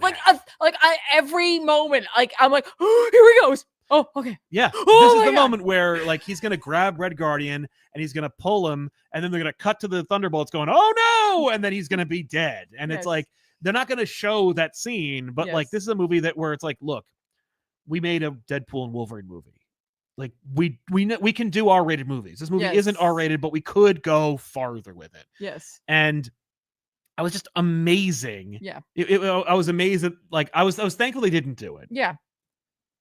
But also, wow. That's the wow. end of that sentence. I am thankful they did not do it. But yeah, we spent the entire movie, both of us, like, oh no! It's just, it's very iconic for him. Yeah. It's iconic enough that that's how they dispatch the Sentry. Right.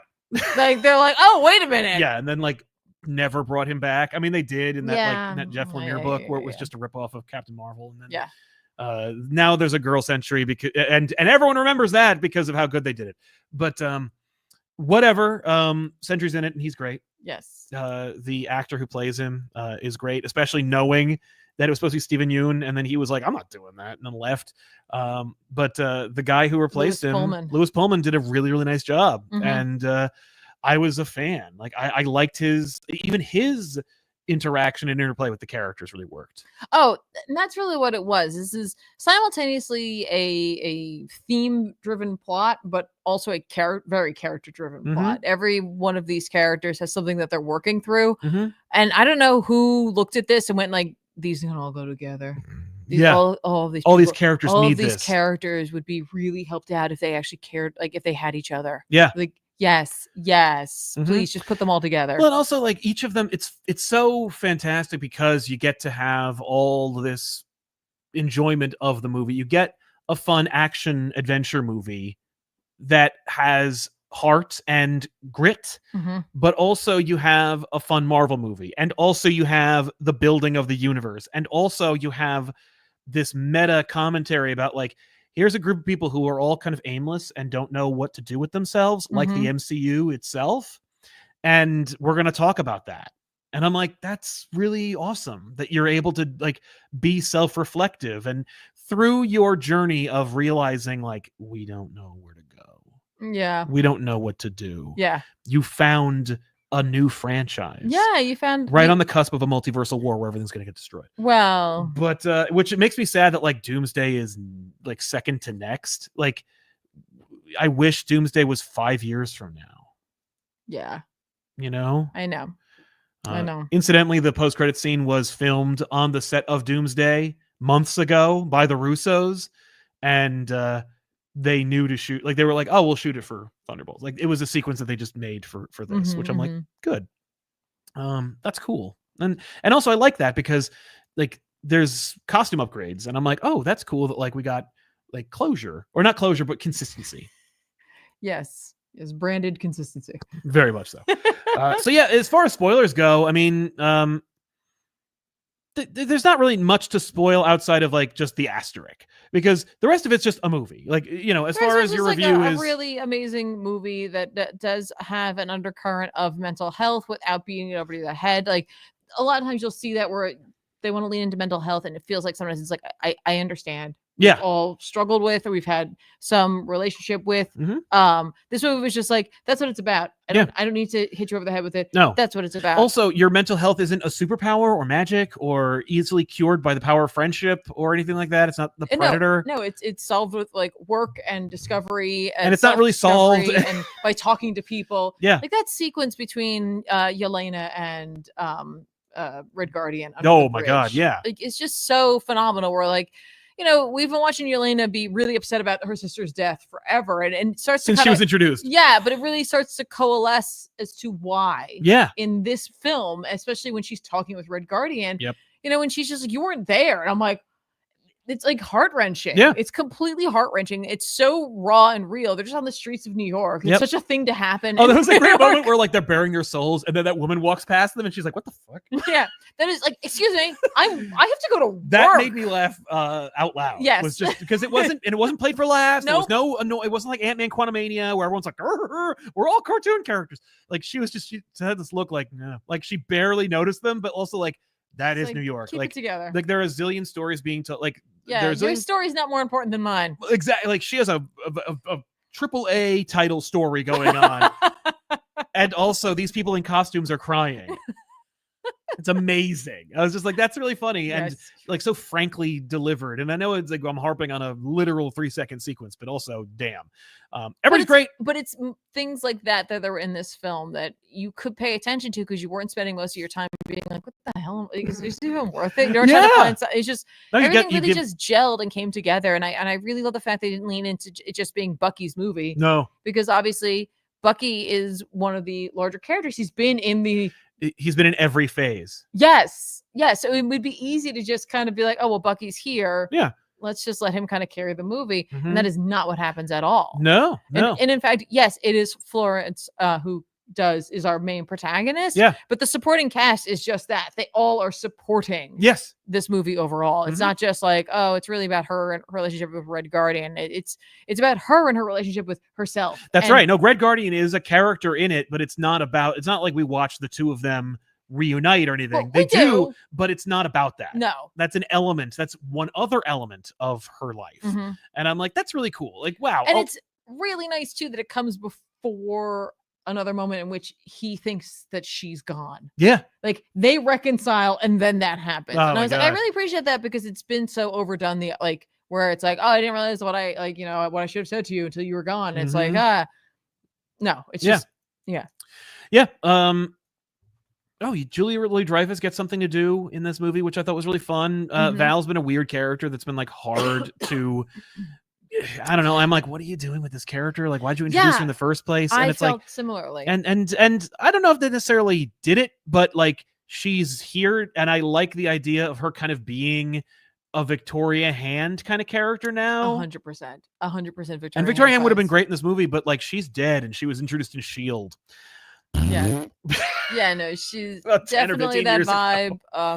I think her assistant Mel played a little bit more for laughs. Yep, and she's Songbird, who was a member of the original Thunderbolts. Oh. But she won't be. Oh, okay. But you know what? It all does kind of work its way. Oh yeah, through. no, I mean, I'm impressed with Julia Louis-Dreyfus for playing it so seriously. She played it straight. Yeah, she played it quite. She is funny, but she's great.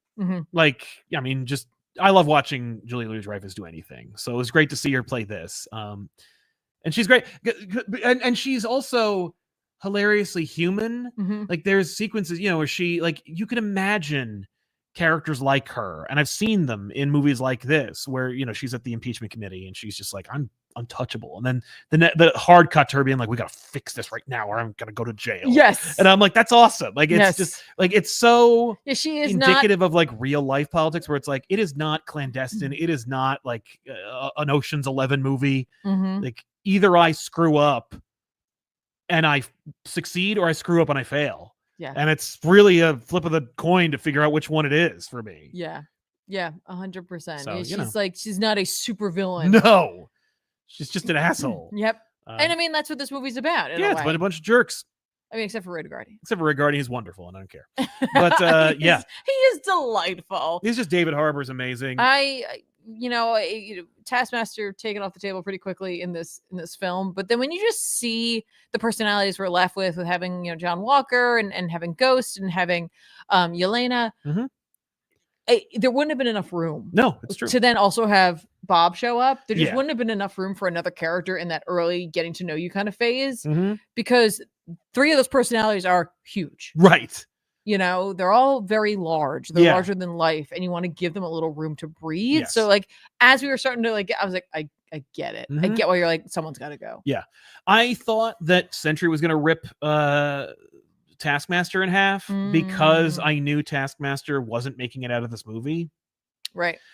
But then when Taskmaster died within like 8 minutes of the movie, I was like, oh no, someone's going to get ripped in half.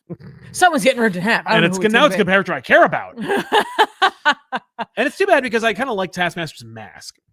Well, someone else care about Taskmaster's. I know. I'm like, make another one. Make it look like a skull, please. Yeah. But I loved it. It was fun. It was delightful. You made me care about characters I don't like. Yeah. And I'm interested. Ghost was a little underdeveloped, like she always has been, but also, so what? I appreciated we got a little reminder of her power set, where it comes from, why she does it. I was like, oh, thank you. I don't remember. I like that Ghost's new character design looks a lot like the bubble-headed version of Ronan that is on the cover of New Avengers #1. Because that is a vexing cover. They drew that before they were like ready to go. They didn't know who the character looked like. People were like, who's this? Right. And now Ghost looks like that. Interesting. And it's just kind of a funny moment for me. I'm like, Yeah. oh, that's neat. Yeah. But yeah, so the Thunderbolts are actually the New Avengers, Yeah. which I only saw coming once they went through the tarp. Yes. I was like, oh. That's funny because I thought earlier than that. I was like, wow, these guys are like the New Avengers. Mhm. Like literally just based on their power set Yeah. and their humor level. Right? Where it's like, oh, the New Avengers, like Luke Cage and Wolverine and Iron Fist. Like, okay, a bunch of characters who can't, none of whom can fly and all punch. Yeah. Captain America, you know, it's like, yeah. But then I noticed, like, in their fight in New York, you know, I was like, wow, we are replicating sequences from the Avengers movie, but making it way darker and crazier. Absolutely. I think there should be like a kind of a little bit of a shout out to the writers and the director for having a ton of control Yes. in terms of certain sequences. Like I was thinking about the fact that, you know, we're watching them attempt to escape the vault. Yes. Which, yay, the Which vault! like I was like, hey, the vault! Finally! It's not a prison, but okay. yeah. But you know, we got the 4 of them, and they're faced with this like endlessly tall tunnel. They're Yep. like miles under. Oh my god. And like, how are we gonna get out of here? None of us fly, whatever. And so we're doing it, and we are watching this. Now, if you are a non-comic book reader, you're watching this being like, oh, this is them, like, who's going to screw someone over? What's going to happen? You know, this is a clear development for them. And if you're a comic book reader, you're watching this, you're like, yes to all of that. But also, this is how clearly we're going to reveal the Sentry can fly. Yes. That's what's going to happen. Yeah, he'll obviously. pick them up and fly Like, them something's out. going to happen. Oh, no. And he's going to catch them. Yep. And he's like, oh, haha. No, not at all. I loved it. I absolutely loved that so much. I was like, this is brilliant. You're just really making sure that like comic book readers know that you don't know what to expect necessarily. That's right. You don't know what to expect. Just enjoy it. Yeah. It was a great, fun movie. Great reveal. Yeah. The post-credit scene indicates that there is a problem, that there is another Avengers maybe now. I do remember in Captain America 4 that like the president now not wants another Avengers and Sam's in charge. And so now there's 2 Avengers teams, which is in the comics. And the Avengers Towers, the Watchtower. Awesome. Right? Mhm. Cool. That's a great idea. Great. Yeah. Great reference. Although I am a little disappointed that like for like 8 years, it was like, who owns Avengers Tower? It's another Avengers team. Like, oh, okay. Well, Yeah. that's fine, I guess. But that was cool. But I loved making it the Watchtower, and I'm like, oh my god, Sentry's in the Watchtower. This is awesome. How cool! What a great little reference. What a fun suggestion. But yeah, we've got some issues with Bucky and Sam, and I love the idea of like splitting up the Falcon and the Winter Soldier and turning them into not antagonists, but like creating a rift like we had in Infinity War. Yeah. Additionally, it gets them back to where they were, where they're just like, yeah, now that our shared trauma is past, We don't really have a lot in common. Except our mutual friend who ain't here. yes, and he's not here yeah. to tell us that we're disappointing him. Right, exactly. I do. So yeah, I guess the Avengers are Sam, Ant-Man, maybe Captain Marvel, maybe Thor if he decides to show up and stop like pooping his pants and laughing at it. Shang-Chi will definitely be an Avenger. And a War Machine. Sure. So, which means that the new Avengers needs an Iron Man. And I have the perfect suggestion. It needs to be Iron Patriot. Okay. And put Sam Rockwell in the suit. Oh my god, that's a horrible idea. Justin Hammer. No. Finally, we can get Justin Hammer working. That's my pitch. That's a recipe for disaster. For I them. think it'd be delightful. No way. But yeah, I really loved this, and I really enjoyed it. The post-credit scene is just we see them, I guess, like a little over a year later, and they are doing their thing in the Watchtower. Yeah. And they get a blip about space, and they see that the Fantastic Four are on their way. Yes, or something is. Well, yeah, the Fantastic Four's ship is on the way. Exactly. I don't know. I mean, it definitely doesn't bode well for the Fantastic Four, you know? Yeah. Like, I guess your universe blows up. My hypothesis, I was like, maybe. Actually, when we saw the okay, so there was a couple things. One, I was like, maybe they're leading Galactus here. Yeah, this is their ultimate nullifier. They're like, Yeah. okay, we can't stop him, so we'll just offer him an Earth from the multiverse. Yeah, that we don't care about. Then we were watching the trailer, which I hadn't seen the new Fantastic Four trailer, so it was exciting to see that in the theaters. And I started like spinning all these theories. You're like, it's incursions. I was like, oh, okay, never mind then. Damn. Never mind. Yeah. Never mind. Because I had two ideas. One was that the Fantastic Four were from our Earth and had gone into space, and Mojo got them. Right. And created this like Truman Show-esque world for them to live in. Right. And so that's why it's so ridiculous and over the top, and they're like the center of attention. And it's like, wait, what? Wait, what? And then the other one was that like she's seemingly pregnant. Yeah, she is. No, that's the in this movie. And then I was like, maybe this is a Franklin Richards world. Right. Like something happened, like that world didn't make it, and so he just keeps it going. Yeah. Like in a loop. But obviously then none of these things can be it because it's incursions. Who cares? Which like never mind. Marvel is selectively and occasionally referenced. It's funny because somebody mentioned it somewhere else, and it just stuck with me where I'm like, Marvel has in every movie about the multiverse, they've introduced new and contradictory rules about the multiverse. Like the TVA has their rules and their like system. Yeah. Deadpool and Wolverine have a completely different system, despite also including the TVA. Multiverse of Madness has a completely different set. We don't talk about that. You know, oh no, the multiverse is accessed through dreams. And but like, and Spider-Man, another character who definitely would have done something in this movie, but again, we can't. Yeah, and it's like so frustrating. Not like look, I'm a big Spider-Man fan. I'd love to see Spider-Man in all those movies.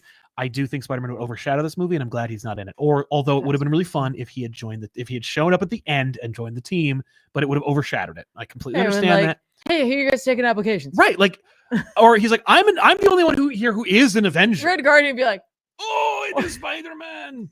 We have no spider people. Although it'd be great to like. I wish, and again, that was another missed opportunity for me. I was a little sad. Yeah, because like. At least in Black Widow, and again, I understand why they don't make these references because nobody saw Black Widow. But like in the Black Widow movie, he's like, "Hey, do you think Captain America talked about me?" Like, there's this like ongoing theory, like question: did Red Guardian and Captain America actually meet or fight?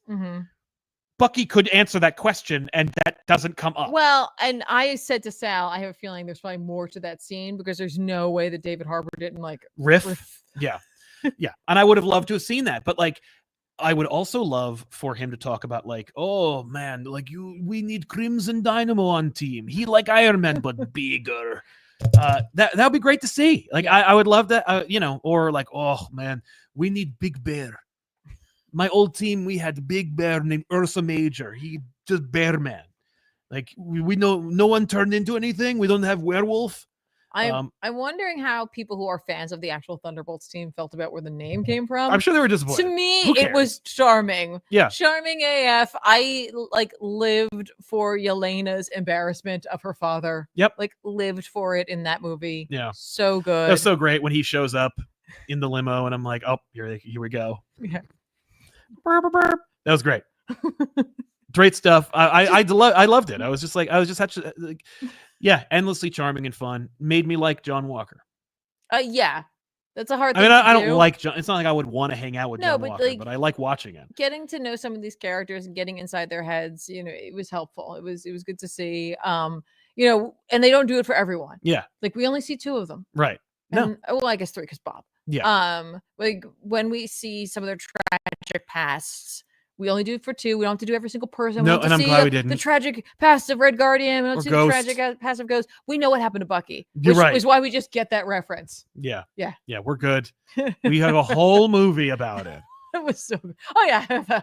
Yeah. I've done that. Yeah, I've been through that already. When he says, like, I have a super, whatever he says, like, super, like, clean past or whatever. Oh, yeah, that's right. Yeah, so it was totally fine. Like I did not have like a really emotional experience that you didn't need to see. Yeah, I like that too. And honestly, it honestly got me the movie. Like you think Yelena's in a better place, and then you watch her do something that makes you question like Mhm. if she was or she wasn't. And it's very like natural to how mental health actually works, but also shows you that she's really just there to try to help. Mhm. She also tries to live through some things, to change some things. Yep. It's that recognition without having to say it out loud that it's like you can't change the past. All you can do is accept it, Right, and exactly. kind of move on. Yeah. And but then to have like the whole crew show up, that Yeah. I thought it was just gonna be Yeah, me too. like one of them. Like it was gonna be Red Guardian. It was gonna be whoever. It was gonna be the person who's gonna be ripped in half. Yeah. But for them to all show up, I was like, oh my god, you did the like over the top, ridiculous, like it's like team building thing, but it totally hit. It totally got me. They earned it, in Yeah. my opinion. I agree. No, and it was all down to they shot it well and it looked good and it was like and it was earned by the time you got to it. Yeah. The only thing I can complain about is like I thought that when the team fights the Sentry in the beginning, like when they're in the Tony room, like in the bar, Mhm. well, it didn't look very good. Like and it was just like it wasn't. There was a decision made. It wasn't like it was just like, but it was static and Okay, go ahead. I just didn't think it looked great. I was like, funny. I thought the way that they shot it was so intentionally done to add an extra element of like not knowing what was about to happen. Yeah. Because the emphasis wasn't on the fight. So I kept waiting for for someone to die. Yes, exactly. And that was for me, like just how this crew was shooting this film, where they're like, well, I'm going to keep you guessing it so that you don't know what's going to come next. Because I am sitting there. I'm like, okay, because we're shooting at static, we're looking at those windows. Someone's going through those windows, or someone's going to get blown, like ripped in half outside. Yes. Yeah, I know.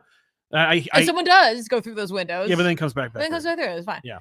So I was 1000% like, I was like, I like this fight because of that, because I'm so busy thinking about how someone's going to go down. Yeah. Yeah. It was just, there's so much tension. Yeah, I agree. That's fair. That's a fair point. But I do also see what you're saying. Yeah, I was just like, oh man, because everything else was like, there was a So- lot of like Bucky taking down all the cars. I was like, this is great. well, This is a good looking. All right, hold scene. on. Let's talk about like two reasons why, like without you saying why there's two reasons that sound like that scene. One, it must look like Mad Max. A little bit. Two, it looked like Terminator 2. Yeah. Well, it's an action sequence involving a motorcycle. It's a guy on a motorcycle. He's wearing a leather jacket. He has sunglasses they Terminated on. that up. He has a shotgun that he cocks with one hand. That was amazing. I was like, this. wow. They wrote this sequence for Sal to be like, hooray! And he's got a metal arm. Yeah. He's like, I'm here for it. 1000%.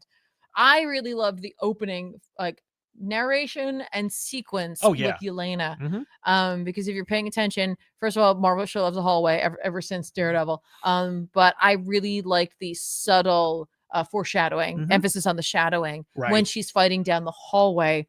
I think that's meant to like indicate that the like Sentry Void dynamic is coming. I think it's meant to indicate the darkness that's following her or is ahead of her. There's just so much there. I was like, oh, are we making like a movie? Yeah. And maybe not a movie, but we making like at least a movie. We're trying. We're trying. We have an make a idea. movie. Yeah. I really appreciated it. Very, very good. Yeah. Yeah. Awesome. I loved it. And I appreciated just all these little details throughout. Like you said, the Sentry plans in the notebook and how like the evolution of the S and how it's clearly Superman inspired. And it's just like, these market tested research concepts of how we're going to sell the Sentry. And then at the end of the day, it was just like, well, I mean, actually we have this team here. I guess they're the new Avengers now. Moving on. It was just so cool. This is a great moment. Great movie, fun stuff. I appreciated it and I'll probably see it again. So definitely check it out if you haven't already. Absolutely. I would like to see it again. I would actually go and see it in the theater again. I really would like to do that. I really had a good time. And I appreciated how like fairly nice the suit looked. Yeah. Like the Sentry look. Yeah. Looked good. And it was so funny because we're watching Bob and I was like, it's so weird seeing him with the dark hair. Yeah. And then that reveal, I was like, cool. I'm right there with you. He goes, did you dye your hair? Yeah, that was fun. We saw it in a regular theater as opposed to I like to try and catch it in a Dolby theater, but I'd like that too. But yeah, we'll see it in IMAX or Dolby. We'll see which one. But yeah, good stuff. Hooray! Ooh. Loved Thunderbolts / New Avengers. Check it out. So yeah, let's talk about what the book of the week is. Ooh, I guess it's Thunderbolts. Yeah, Thunderbolts was definitely the book of the week. I mean, okay, so the Detective Comics book was in every way what I want from a Batman book. So congratulations, but that's happened a lot lately, so that's okay. And I think it's fair to give the accolades to Godzilla versus LA because of all the good that it did. Yeah, 100% for sure. But yeah, I guess I'll give it to Ultimate Spider-Man because why not? It was just so great.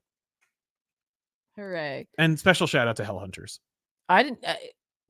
I haven't given my book. Oh, I thought you were endorsing. I was not endorsing anything. Okay, well, yeah. whatsoever. Like that's your book of the week. Book of the week. Sure. My runner-up is Godzilla versus LA. I think it like IDW, good guy IDW out there, like doing something, giving back to the community, especially when they're writing or having a book written about the destruction of LA, to then turn around and be like, hey, listen, we want to help out. I think that's phenomenal. Yep.